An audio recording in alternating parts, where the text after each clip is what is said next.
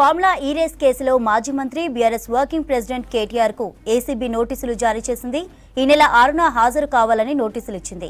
ఈ నెల 7న విచారణకు రావాలని కేటీఆర్ కి ఇప్పటికే ఈడీ నోటీసులు జారీ చేసింది. అయితే ఈడీ విచారణకు ఒకరోజు ముందే కేటీఆర్ ను విచారించనున్నారు ఏసీబీ అధికారులు.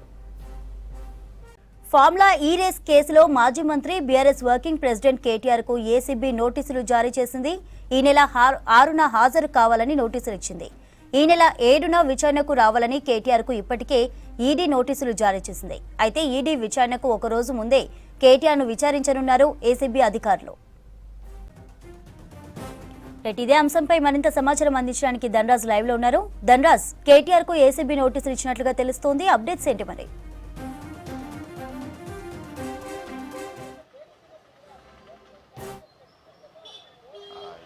చంద్రిక, ఈ ఫార్ములా రేసింగ్ వ్యవహారంలో ఏసీబీ కేటీఆర్కు నోటీసులు జారీ చేసింది. ఈ నెల 6వ తేదీన ఉదయం 10 గంటలకు విచారణకు హాజరు కావాలంటూ కేటీఆర్కు ఏసీబీ నుంచి నోటీసులు జారీ అయ్యాయి. అయితే ఈ ఫార్ములా రేస్ వ్యవహారంలో ఇప్పటికే చూసినట్టయితే ఏసీబీ కేటీఆర్ పైన A1 గాను, అదేవిధంగా A2గా అరవింద్ కుమార్ను, అదేవిధంగా A3గా BLN నరసింహ ఇప్పటికే చేర్చడం జరిగింది. అయితే ఈ కేసుకు సంబంధించిన వ్యవహారంలో చూసినట్టయితే ఇప్పటి వరకు అంటే ఈ ఫార్ములా రేసింగ్ వ్యవహారంలో నాన్ బెయిలబుల్కు సంబంధించినటువంటి 4 కేసులను కూడా పెట్టడం జరిగింది. ఒకటి 102, 103, అదేవిధంగా 409, 120B ఈ 4 సెక్షన్ల కింద ఏసీబీ కేసు నమోదు చేయడం జరిగింది. అదేవిధంగా అప్పుడున్నటువంటి బీఆర్ఎస్ ప్రభుత్వ హయాంలో ఈ ఫార్ములా రేసింగ్ వ్యవహారంలో HMDA నుంచి విదేశీ కంపెనీలకు చెల్లింపులు చేసినటువంటి వ్యవహారంలో ప్రధానమైనటువంటి అభియోగాలు ఉన్నాయి. 55 కోట్ల రూపాయలను FEOకు చెల్లించే వ్యవహారంలో అప్పుడున్నటువంటి HMDAగా ఉన్నటువంటి ప్రిన్సిపల్ సెక్రటరీ అయినటువంటి అరవింద్ కుమార్కు కేటీఆర్ ఆదేశాలు ఇచ్చారు.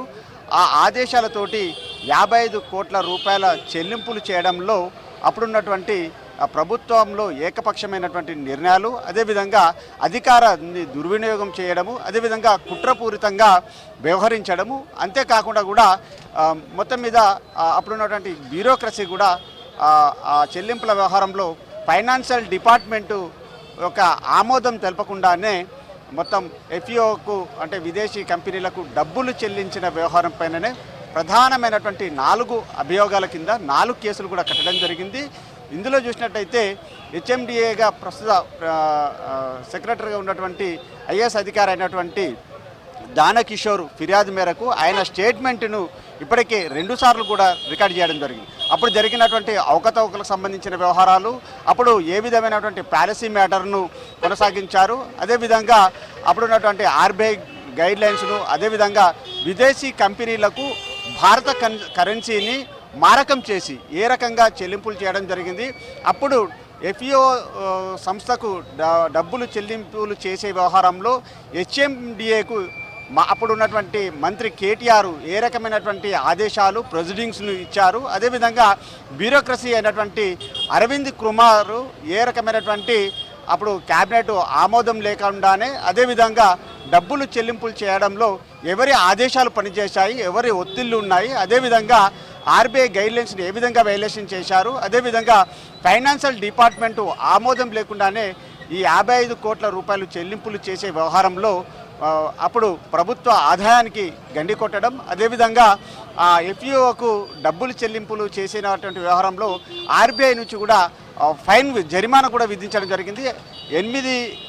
8 కోట్ల రూపాయల నష్టం చేకూర్చేలాగా అధికార యంత్రాంగం కూడా దుర్వినియోగంకి పాల్పడడంలో అరవింద్ కుమార్తో పాటుగాను BLN రెడ్డి పైన కూడా ప్రధానమైనటువంటి అభియోగాలు ఉన్నాయి. ఇందులో A1గా ఉన్నటువంటి కేటీఆర్ అప్పుడు బీఆర్ఎస్ ప్రభుత్వ హయాంలో ఆయన మున్సిపల్ శాఖ మంత్రిగా ఉన్నారు కాబట్టి HMDAకు ఆదేశాలు జారీ చేయడంతో ప్రధానంగా అరవింద్ కుమారు ఈ చెల్లింపులు చేయడము, అధికారాన్ని దుర్వినియోగం చేసి ప్రభుత్వానికి భారీ ఎత్తున కోట్లాది రూపాయలు అంటే 54 కోట్ల రూపాయల మేరకు నష్టం చేకూరేలాగా, అదేవిధంగా ప్రభుత్వకు సంబంధించినటువంటి ఖజానాను పూర్తిగా దివాలా తీసేలాగా వ్యవహరించడంలో ప్రధానమైనటువంటి అభియోగాలు ఉండడంతో దానకిషోర్ ఇచ్చినటువంటి స్టేట్మెంట్ మేరకు ఇప్పటికి 4 కేసులు నమోదయ్యాయి. ఈ 4 కేసుల ఆధారంగా కూడా ఏసీబీ మొత్తం మీద కొన్ని ఆధారాలను సంపాదించింది. అదేవిధంగా దానకిషోర్ స్టేట్మెంట్ ఆధారంగా అప్పుడు హెచ్ఎండిఏలో కొనసాగినటువంటి ప్రొసీడింగ్స్ పాలసీ మ్యాటర్లు,